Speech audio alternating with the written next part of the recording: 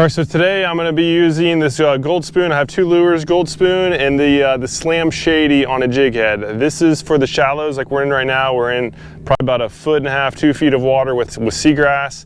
So it's a little bit too shallow and too grassy for the jig head. So we're going to switch this gold spoon. We're going to skip it up underneath these mangroves, and I believe, I've never been to this spot before, but on the online maps it looks like as I go over here towards the left, that it's going to get deeper, and once it starts getting deeper, then I'm going to switch over to this slam shady and get this up under the mangroves, and we'll see what we can catch. Hopefully it'll be fun. All right, so I started fishing with the weedless spoon really for two reasons. First of all, it was shallow and grassy, and I was fishing hard structure like mangroves, but also there were a lot of floating weeds, and those floating weeds can just be a big nuisance for using artificial lures, and the weedless spoon does a pretty good job of really just kind of kicking it to the side and kicking it away. And so this was the cast. This was right off the bat. This cast is where I hooked my first red. Bite coming soon. Oh, there we are, got him. Ooh, nice fish. It's like a red. That was in the first probably 5 minutes. Solid red.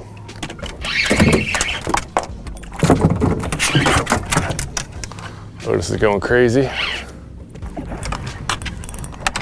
Yeah, that was right up on the grass flat. See, right where it should have been.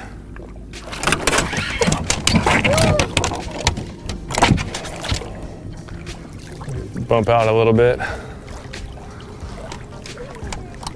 It's not as big as I originally thought, but it's a solid one. It's a slot fish. And I was just taking that spoon just right up on the grass.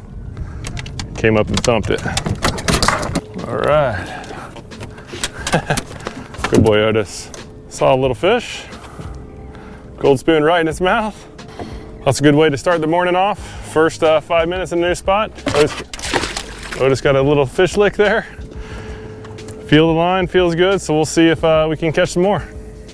Yeah, it's getting deeper now, and there's not too much floating grass in the water, so I'm going to switch over to the slam shady.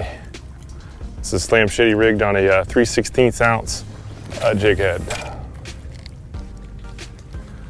I'll try some near the mangroves for some snook and reds, and this zone out here is deeper, and there should be some trout out there, so I'll make a couple casts on the deep side for some trout, but right now I'm mainly focused on reds and snook. Nice little cove up in, dang it. Just got snagged. It is smart though, so when you do get snagged, it's not a terrible thing, especially when exploring new areas. So now I can get up close. At least I'm forced to get up close. I can see what kind of bottom's there. So here it's mostly mud.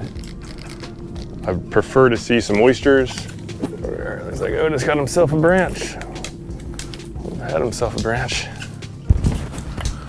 All right, all in all, pretty successful recovery there. Could have been much worse. Didn't lose Otis, didn't lose my lure, and I believe there's a cut up here ahead, so I'm just gonna keep fishing. Although this didn't look awesome, it didn't look bad either. I'm seeing some mullet jumping, so I do have some confidence that there's some fish here. I've got something. It's not big, whatever it is. Oh, a little red. Little tiny red. This little gug. Oh, almost lost Otis. Sit, bub. This little guy was hungry. Little fella. All right, so just right around the next little bend, I did find the cut. This is what I saw on the online maps that really caught my interest. There was a funnel point, and the current was coming in. It was basically coming in towards me, so I started on this down current side of it, and just worked my way in. I was covering both sides of the mangroves.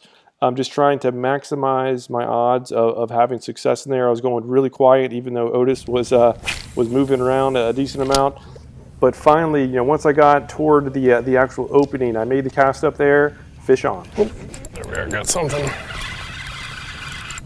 It's either a snook or a trout.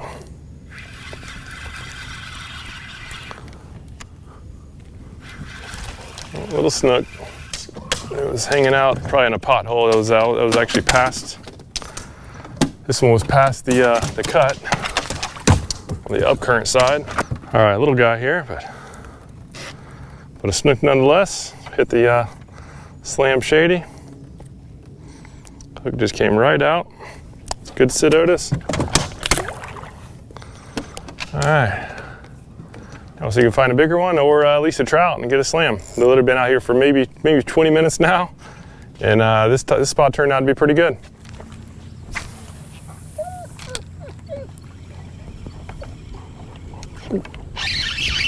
Something really small. Oh, I think I got a little mango snapper. Yeah, little guy. Right up along the trees. This little tree sitting out here looks really good.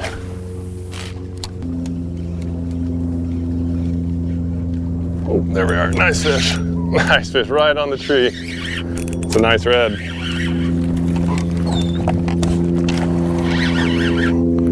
Right where I was hoping it was right on that tree right there. You can probably see it. This is bigger than the last one.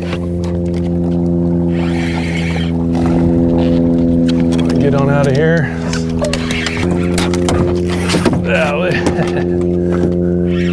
So if we don't lose Otis.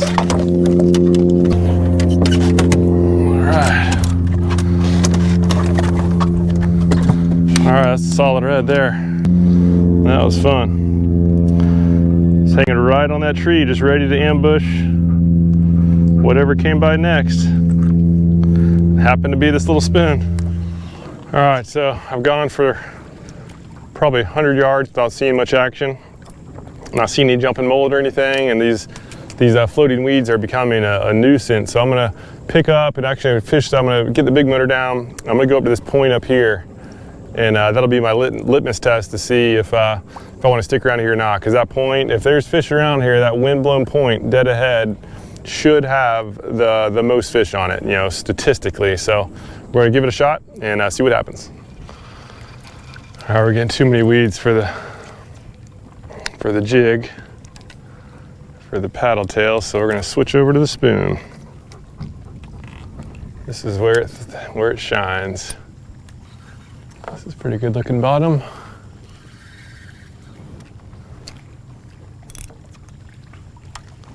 Not seeing much bait yet, but some trees on the ground there. This looks good. Some sheep's head down there. All right, cool. Yeah, we'll definitely fish this spot for a bit.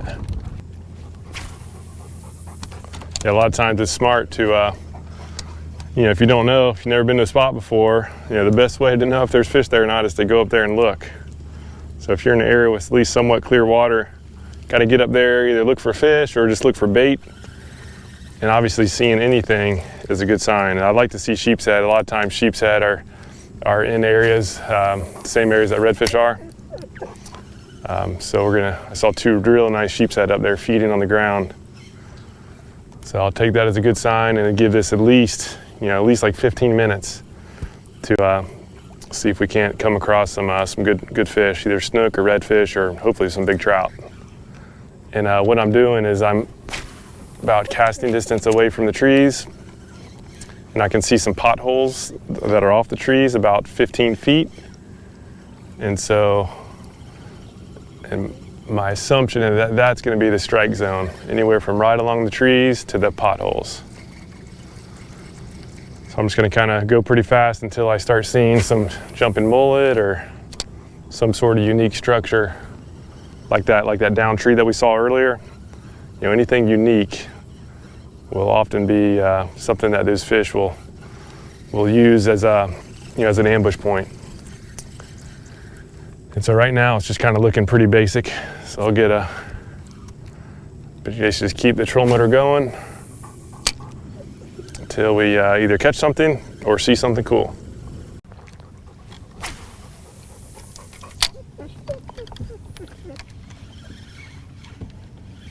Ooh, I just had a hit. Ooh, dang, I had another hit. Right on the point. Since it missed it twice, my guess is something small. but definitely gonna cast in there again to see if we can find out what that was.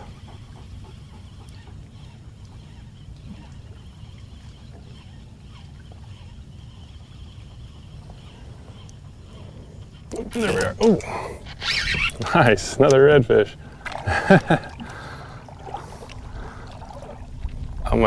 There's very likely more in there, so I'm gonna try to get out as slow as I can without Otis making a bunch of racket.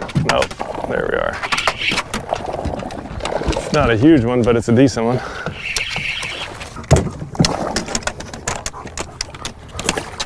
So this fish missed it a few times there.